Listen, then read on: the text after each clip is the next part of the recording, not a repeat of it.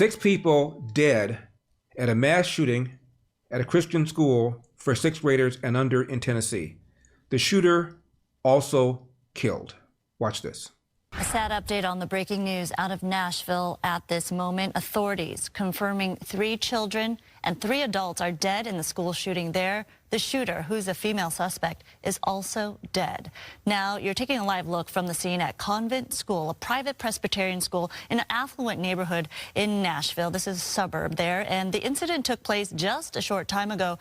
And police say they engaged the shooter. The Nashville Fire Department said on Twitter it is still an active scene. Obviously, there are multiple patients with conditions not immediately clear at this point.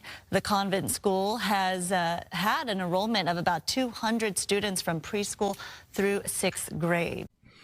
At a press conference, this woman, who said she and her son survived the mass shooting in Highland Park, Illinois, appeared and blasted lawmakers for not passing more gun control laws.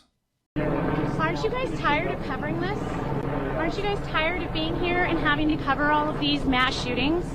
I'm from Highland Park, Illinois. My son and I survived a mass shooting over the summer. I am in Tennessee on a family vacation with my son, visiting my sister-in-law. I have been lobbying in D.C. since we survived a mass shooting in July. I have met with over 130 lawmakers. How is this still happening? How are our children still dying, and why are we failing them?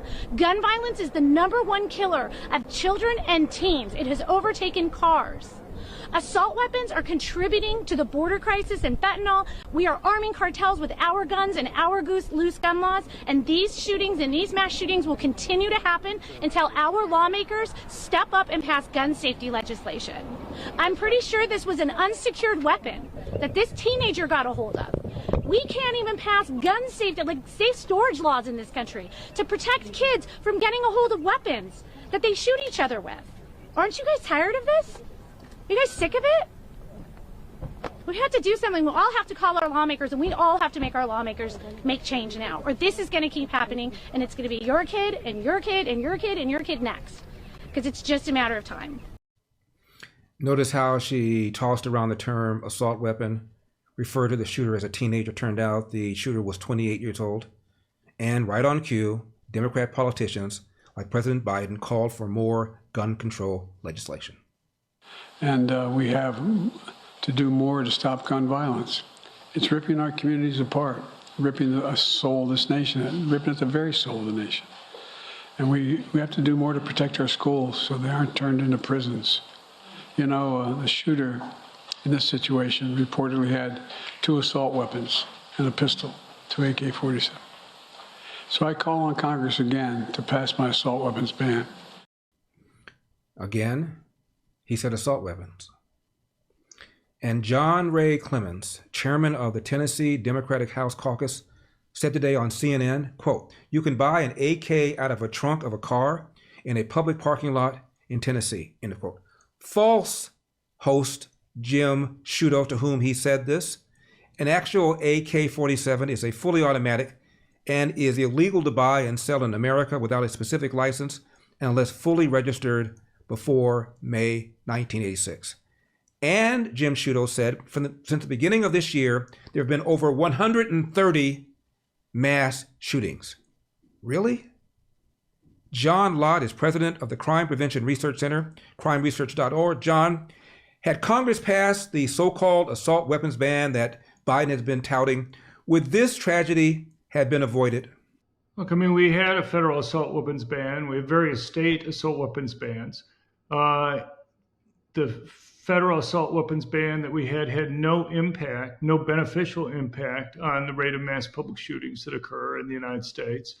You know, it's bizarre. A couple weeks ago, Biden goes to California.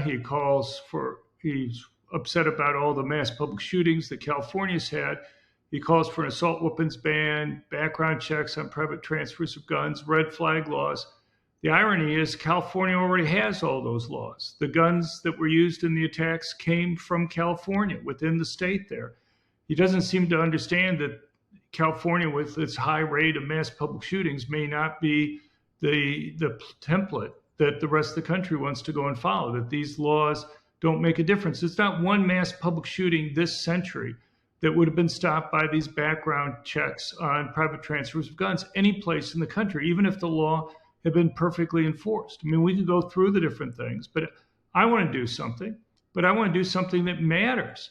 Look, we had yet another mass public shooting in a place where guns are banned. In Tennessee, it's a crime punishable by 6 years in prison for taking a gun into a school, whether it's public or private. Well, for you or I, that's a real penalty. 6 years in prison, our lives would be completely destroyed and upended. But let's say, like this person that went and killed 6 people, that they had lived, and they would have faced 6 life sentences or 6 death penalties. Is the notion that, well, an additional 6 years in prison on top of the 6 life sentences, that would stop them from doing it? The point is that when you have these types of laws, what they do is they're obeyed by law-abiding citizens, and somebody who wants to go and kill lots of people for whom this additional 6 years is irrelevant, go and target those places precisely because they'll be the only people that will have a gun there. Their goal is to murder people. Their goal is to get media coverage, and they do that by killing more people because they get more coverage then. And they know if they go to a place where victims aren't able to go and defend themselves, they're going to be able to go and kill more people. They spend 6 months or a year or 2 years planning these attacks. These guys aren't stupid. They know that they need to get more media coverage, and the way that they get that is by killing more people. John, what is your take on Joe Biden referring to this as an assault weapon? The lady that appeared at the press conference also used the term assault weapon. Look, what they usually have meant are military style weapons. These are, style is the key word, dealing with the outside of the gun, how it looks cosmetically. About 85% of the guns in the United States are semi-automatic guns. That means one pull the trigger, one bullet comes out, it reloads itself, one pull the trigger, one bullet comes out, and so on. To go and ban certain guns based on how they look rather than how they function just doesn't make any sense to me. But look, the AK-47 or the AR-15, they fire bullets that are the same as any semi-caliber hunting rifle. The AR-15 fires relatively small caliber bullets compared to the AK-47. But, the point is that they fire the same bullets with the same rapidity, doing the same damage. And just because a gun looks like a military weapon on the outside. Look, even the Associated Press last year, in its influential style book, came out and said the term assault weapon is nonsensical. To go and talk about military style is just a politically loaded term. There's none of these guns that are used in these mass public shootings are military weapons. There's no military around the world that uses these types of guns. They use real military weapons that have some type of mode for some type of automatic fire that's there. Larry Elder here. The current administration's policies have continued to wreak havoc on our economy, and it's becoming even more urgent and frightening. And my friends at the Gold and Silver Summit want to help Americans escape this madness. As you know, we're in a severe banking crisis threatening all our financial security. There's no better time to own gold and silver. But what is the best way to do that? If you're considering buying gold or silver, then please attend this free Gold and Silver Summit. At the summit, you'll learn the #1 way to safeguard your wealth using gold and silver, and how to bulletproof your retirement by setting up a gold and silver-backed IRA. This is a free event. You will not be sold anything. Instead, attendees can claim a special free gift. And right now, it seems almost every asset class is at risk. And precious metals might be the only safe haven, especially if you want to protect your money from the current administration's economic blunders. Reserve your free spot at the Gold and Silver Summit today at LarryGoldSummit.com and learn how to bulletproof your retirement. Do not miss out on this vital event. Register now for the Gold and Silver Summit. Go to LarryGoldSummit.com. That's LarryGoldSummit.com.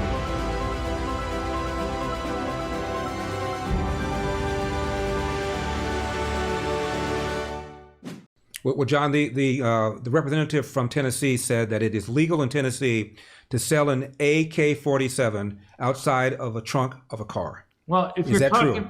talking about a civilian version of the gun, okay, which is a semi-automatic, Tennessee allows private transfers of guns.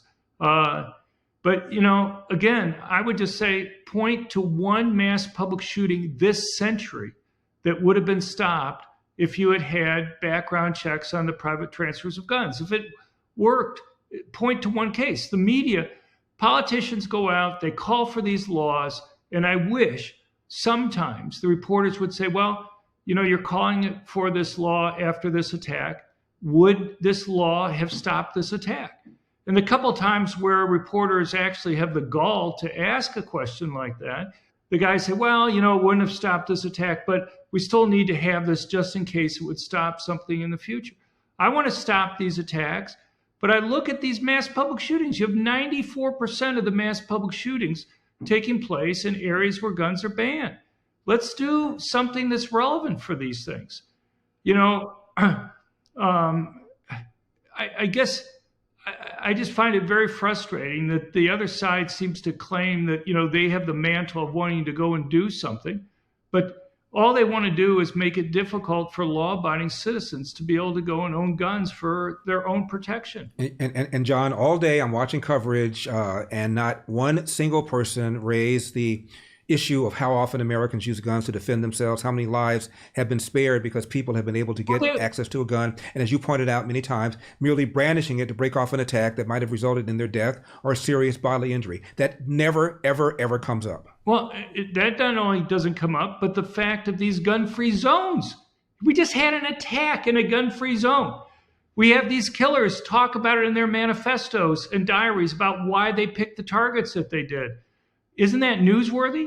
Isn't that useful for understanding what types of rules we might have to stop them? But yet the media refuses. Why does the media refuse to mention that these attacks are occurring in places where guns are banned?